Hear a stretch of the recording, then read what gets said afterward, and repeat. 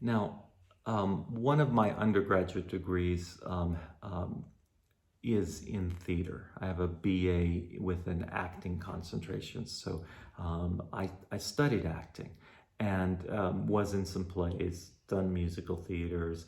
I ended up, pursuing the dance part of my life more, but I've married an actor and a director. So there's always been acting and being around theater in my life. But my husband, my partner, Michael Lugering, he wrote a book called The Expressive Actor in 2007. And what he was really interested in is looking at how do actors train, what do they study, and how do we teach an emotion? What are the attributes of an emotion? And also, I think because of his influence with being around me in so much dance, he realized that movement was a key element to emotion. And I sometimes like to say about his work, what he discovered was that emotion was expression and motion, and even if we go back to that immovere, to move something out, there's movement to it. Psychologists saying there has to be a physical response to there's a physical response often to an emotion. That's a kind of movement to that. So Michael really looked at that, and he's developed a technique and wrote a couple books on it, and it all sort of factors into what people at this university, what actors study, and then it's also taught at other universities as well. So if we look at what he created, what he called his expressive continuum. This is a drawing I did of Michael, and the first book here, The Expressive Actor. It now has a different cover and it's got a different system. Some of you who are really interested in this kind of work, if this piques your interest, you could go check it out at the library and go look at how the actors study, or maybe even do some investigation with some of the actors around and find out more about his technique. Now, this was fascinating because he looked at, if we look at what an emotion is, an emotion, what he found that psychologists talked about it, that it was wave-like. Yeah. Sometimes the wave could happen very quickly, so the rising action of the wave could be very quick, and sometimes it could be slow, and then the resolution could also be either quick or slow, so that these emotions were different. Not every wave was the same. And I think when we talk about we talk about emotions, we think about them that they can be very different. The difference between anger and happiness, the wave is different with this. So if we're looking at this image of a wave, you can see that there is a charge, which is usually expanding, and then there's a resolution, and there's a contracting and a withdrawal. So he looked at these things that it initiated, it developed, and then it resolved. And these were these minute actions, what Michael called expressive actions. And what he realized is that an actor in a play goes through thousands of them. Action after action after action. Wanting something, it resolves. Wanting something else, wanting to say something, feeling something, it resolves. And that each of these waves came together to make the character of the piece. So I like that idea of it, and the fact that it's all physical, I also like, because that makes sense to me. It's not just in our heads and thinking into it, but it's really moving into it. And there's parts of his work that challenge some of the method acting that can, I think, into the past and bring that. So what he's looking for is more in that Langer sense, is can we find the posture, can we find the form that houses that feeling? You don't have to think about something, the saddest moment of your life, that sometimes just finding what is the shape of sadness. And that's kind of a nice challenge to that idea that it's, and I like that it's physical, and that's what he was really dealing with. I often like to show these principles and his continuum to you, to even the dancers, because a lot of dancers can say, oh wow, now I understand acting more. I understand emotions if I understand this thing. So Michael created what was called the Expressive Continuum. It has 10 different principles to it that's here in this continuum, these properties. And the other thing to know that energy, orientation, size, progression, flow, direction, speed, weight, control, and focus. And within each of these categories, there's a range that the energy can go from charging to releasing. Yeah, the orientation can go from being contracted, like this figure, to being expanded, like this figure. Yeah, so that he was looking at all of those feelings. So let's just quickly go through them and show you what they are. Now, for our purposes of a test and what do you need to know, the only thing I want you to really know is the Michael Lugering Expressive Continuum. You could look up the continuum later, but if you're fascinated by it, think about it and dive into it, because it's helped me kind of understand acting so much more than even some of the things I learned when I got my when I got an undergraduate degree with a BA in acting. It's like, oh, now I get it. Now I get how to dissect an expressive action and find out what are its components and its parts. So let's look at them. That he would say that it starts with energy, and the energy can either be charging or it could be releasing. Yeah. Now we kind of know that with movement, that some movement just releases and some movement drives, you know, and some choreographers like it when the movement drives and some choreographers like it when the movement releases. So and some like going back and forth between all of those things, and there's multiple places where it can go back and forth. So there is that energy to it. Michael likes to use the example of Hamlet when he says his famous "to be or not to be."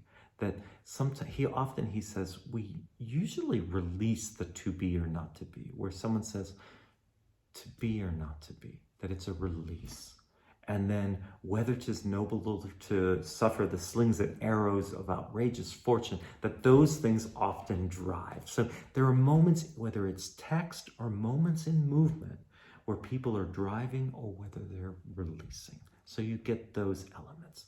He says there's orientation, and the orientation is whether the movement is either contracting into itself or expanding out from its central place. Okay, and like I said, that is something that when I look at the difference between these, I might say that she is expanding, he is contracting. And if you like this figure, I adore it because it's so withdrawn and he's just wrapped up in whatever inner world. And maybe she's in that inner world too because her eyes are closed, but physically her body is just expanding, and there's a joyousness to that expansiveness in the figure. So contracting or releasing.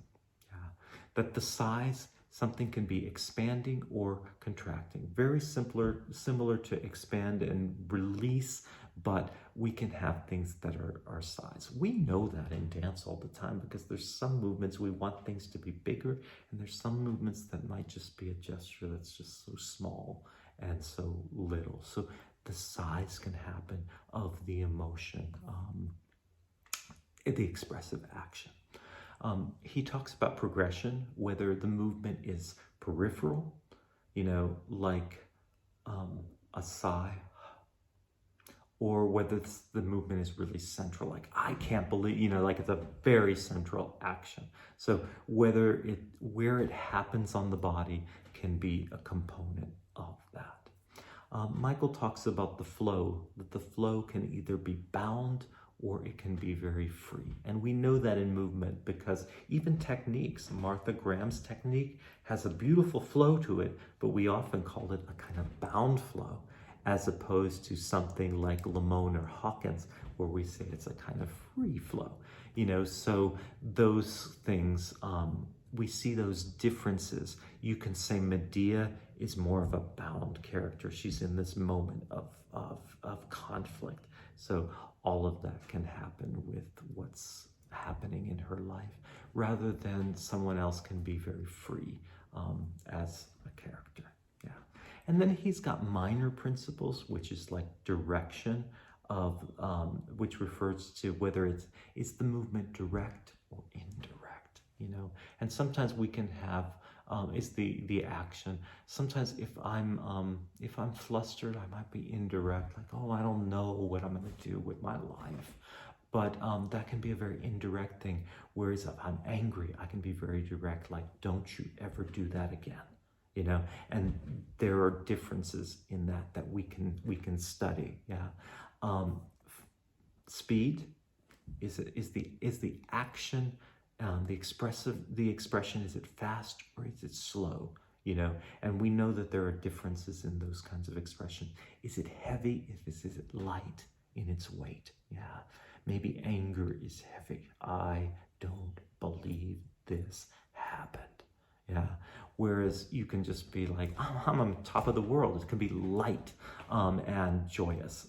So again, we can kind of play with those, and then finally control that it's really stable, or it's unstable, or the focus, whether it's the intensity of the ocularness, whether I'm diffused and I'm just like, well, I don't know, or if I'm really direct, So what I love about these, and here are the 10, is that I can look at any moment, I can look at even the whole dance and say, where does it sit? How contracted is it? How charged, how released, how contracted, how direct, how indirect? Is the dance fast? Is the dance slow?